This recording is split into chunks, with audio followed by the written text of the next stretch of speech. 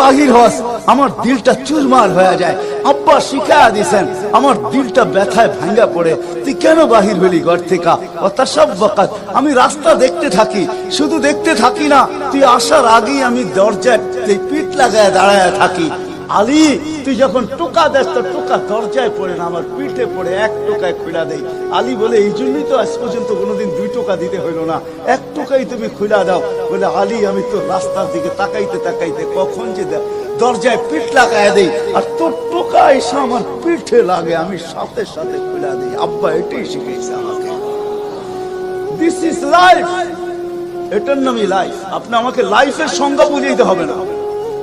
আপনি আমাকে রাগ হবেন না, আপনারা আমাকে কোন দুনিয়া দেখাবেন? Canada, America, Australia, Europe, Japan, উন্নত বিশ্ব, চষতে চষতে আমার জুতা শেষ। আল্লাহ আমার মোকাদ্দরে রাখছে চষা। আমি বড় কাছের থেকে দেখি, এখানে কান্নার অভাব নাই, এখানে কান্না।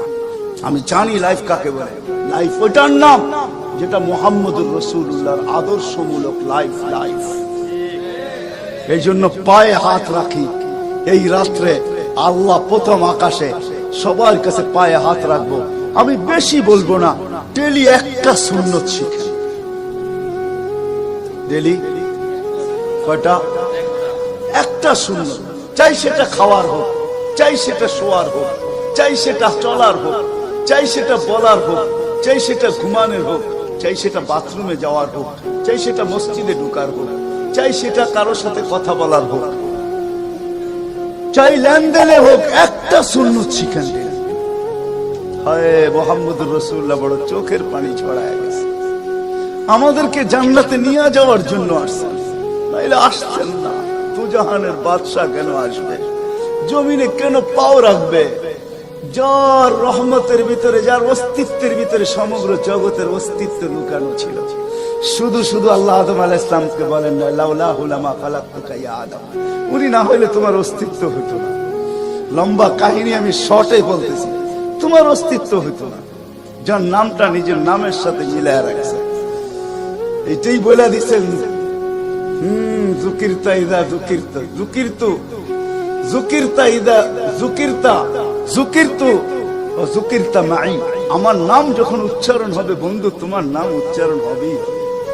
আমি আমার নামের সাথে তোমার নামটা মিলায় রাখছি। যাকে আল্লাহ 1000 বছর সৃষ্টির 1000 বছর আগে, যার আল্লাহ পরিচয়ের ডঙ্কা বাজাইতেছেন, ইয়াসিন 1000 বছর আগে পড়ছেন, তখন আল্লাহ বসাইতেছে ইয়াসিন আল কোরআনিল হাকিম। আমি তো বলি ওলামা বুঝবে, ইয়াসিন আল কোরআনিল হাকিম ইন্নাকা লামিনাল মুরসালিন। আমি তো বলি ইন্নাকা ওকে বলা চলে যে সামনে উপস্থিত বসা। আরবি গ্রামার এটাই বুঝায়। আল্লাহ মনে হয় বন্ধুকে সামনে বসাই বলতেছিলেন ইন্নাকা লামিনাল মুরসালিন। আমার মনে হয় পেটে হাত রাইকেই বলতেছিলেন ইন্নাকা লামিনাল মুরসালিন। বন্ধু, আপনি নবী হিসাবে প্রেরিত বন্ধু। ওই রাসূল কি রাজি? একটা সুন্নত শিখবেন। হ্যাঁ, কে কে ওয়াদা করতে পারেন? ওয়াদা, কিন্তু ওয়াদা দূর দূর পর্যন্ত।